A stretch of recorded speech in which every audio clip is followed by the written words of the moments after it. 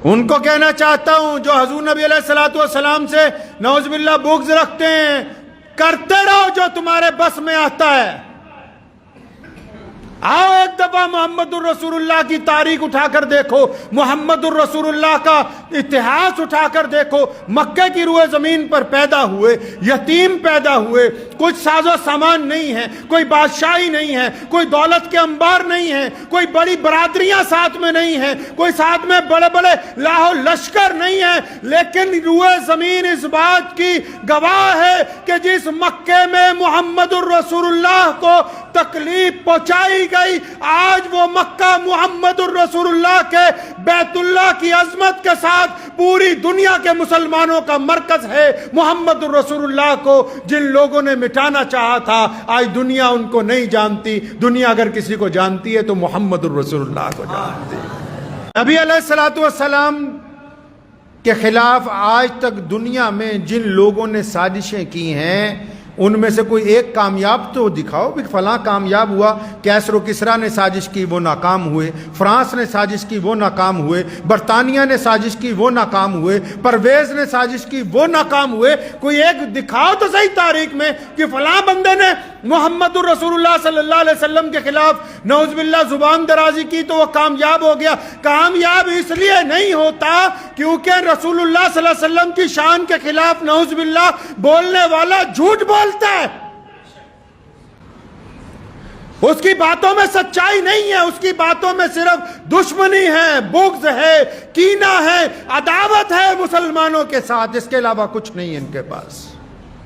آؤ دنیا کی تاریخ اٹھاؤ، یہ افریقہ کے درجنوں ملک ہیں، کون سی لڑائی کر کے ہم نے فتح کیے ہیں؟ مالدیپ جیسے چھوٹے سے ٹاپو وہاں ہم نے کون سی جنگ لڑی ہے؟ انڈونیشیا، ملیشیا جیسے طاقتور بڑے بڑے ملک، وہاں ہم نے کون سی جا کے جنگیں لڑی ہیں؟ محمد الرسول اللہ جو کر گئے دنیا میں، اور وہ قیامت تک جاری رہے گا۔ دنیا کی سرکاریں، دنیا کے کتے جو رسول اللہ صلی اللہ علیہ وسلم کے خلاف بھونکنا چاہتے ہیں، یہ گندے الزام تو لا سکتے ہیں، محمد الرسول اللہ جیسا پیغام نہیں لا سکتے۔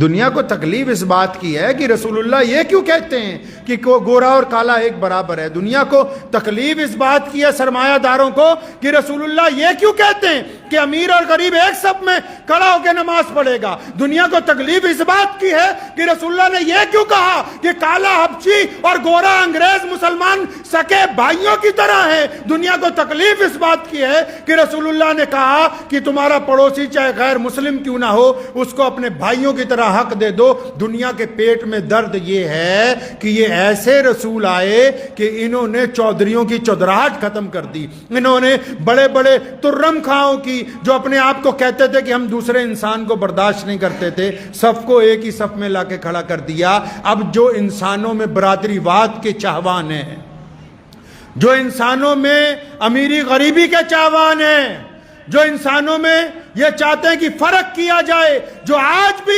امیر اور غریب کا فرق رکھنا چاہتے ہیں، جو آج بھی مذہب کے نام پر نفرت پھیلانا چاہتے ہیں، ان کو اگر تکلیف ہے تو صرف محمد الرسول اللہ سے ہے، کہ ان کو پتہ ہے کہ اگر رسول اللہ صلی اللہ علیہ وسلم کی بات ہوگی، پھر محبت کی بات ہوگی، پھر جوڑنے کی بات ہوگی، پھر نفرت کے خاتمے کی بات ہوگی۔ اسلام نے کسی مذہب کی برائی کرنے کا حکم نہیں دیا، اور نہ مسلمان قیامت تک ایسا کریں گے۔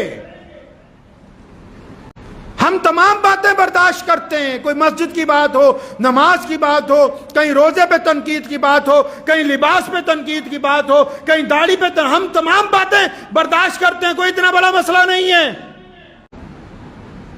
گستاخی کرنے والوں کو بتانا چاہتا ہوں کہ یہ صرف محمد رسول اللہ ہیں۔ اگر کسی کو تعداد پہ فخر ہے تو یہ فخر سب سے بڑا مسلمانوں کے پاس ہے کہ یہ صرف محمد رسول اللہ ہیں۔ کہ اگر ان کی شان کی بات آ جائے تو جہاں سے سورج نکلتا ہے جہاں سے ڈوبتا ہے پوری روئے زمین پر عاشقان رسول صلی اللہ علیہ وسلم نکل کے باہر آتے ہیں۔ آج بھی پوری کائنات میں جتنے لوگ بستے ہیں ان کے اندر اگر کوئی سپریم لیڈر ہے تو میرے رسول محمد الرسول اللہ ہے۔ آج بھی اگر کوئی سپریم لیڈر ہے 1450 سال کے بعد بھی آج بھی اگر کسی کے عشق میں کسی کی محبت میں کاروبار چھوڑے جا سکتے ہیں۔ ڈنمارک نے جب رسول اللہ صلی اللہ علیہ وسلم کی شان میں بے ادبی کی تھی تو متعدد ملکوں کی ایمبیسیاں تک بند ہوئیں۔ آج بھی لوگ حیران ہوتے ہیں۔ ایسا کوئی دکھاؤ محمد رسول اللہ کے علاوہ کائنات میں، ایسے اگر کوئی ہیں تو صرف کون ہے جی؟ محمد الرسول اللہ ہیں۔ اور میں یہ بھی بتانا چاہتا ہوں اپنے غیر مسلم دوستوں کو کہ ہم جو مسلمان ہیں ہمارے پاس ساری چیزیں پوری نہیں ہیں بھائی۔ ہماری نماز اتنی اچھی نہیں ہے کہ ہم سمجھیں ادھر پڑھی ادھر قبول ہو گئی۔ ہمارے روزے بھی اتنے اعلیٰ کوالٹی کے نہیں ہوتے کہ ادھر رکھے ادھر اللہ کے حضور قبول ہو گئے۔ ہم زکوٰۃ دیتے ہیں پتہ نہیں پوری ادا ہو پاتی ہے کہ نہیں ہو پاتی۔ داڑھی پتہ نہیں رسول اللہ صلی اللہ علیہ وسلم کے طریقے پہ پوری چلتی ہے یا نہیں چلتی۔ اگر ہم سنتوں پہ آ جائیں اگر اسلام کے طریقے پہ آ جائیں تو ہمارے پاس سب کچھ پورا نہیں ہے۔ ہم خود مانتے ہیں کہ ہم گنہگار ہیں، ہم خطا کار ہیں، ہم سے لغزشیں ہوتی رہتی ہیں، لیکن اتنی خطاؤں اور غلطیوں کے درمیان اگر دنیا کا کوئی بدترین دشمن یہ سمجھتا ہے کہ وہ محمد الرسول اللہ صلی اللہ علیہ وسلم پر نعوذ باللہ تنقید کرے اور مسلمان خاموش رہے تو قیامت آ سکتی ہے۔ ہم ہر چیز قربان کر سکتے ہیں، محمد الرسول اللہ کی عزت کا سودا نہیں کر سکتے۔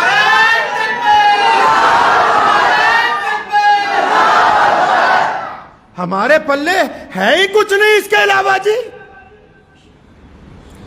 ہمیں قبر میں اگر کسی کا سہارا ہے وہ محمد الرسول اللہ کا ہے۔ ہم نماز میں اگر دعا مانگتے ہیں اللہ کو بار بار اپنے نبی کا وسیلہ دیتے ہیں۔ ہم قیامت کے دن اگر معافی کے خواستگار ہیں تو صرف محمد الرسول اللہ کی وجہ سے۔ ہم اگر اللہ سے صحت مانگتے ہیں اللہ سے دعائیں مانگتے ہیں ہمارے پاس محمد الرسول اللہ کے علاوہ ہے ہی کوئی نہیں بھائی۔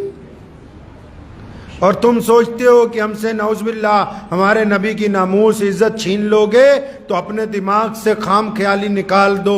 پوری دنیا کا کفر بھی اگر ایک طرف ہو جائے، پوری دنیا کا کفر ایک طرف ہو جائے تو ایک ایمان والے کے سنگل ایمان والے کی رگوں سے محمد الرسول اللہ کی محبت تم نکال نہیں سکتے۔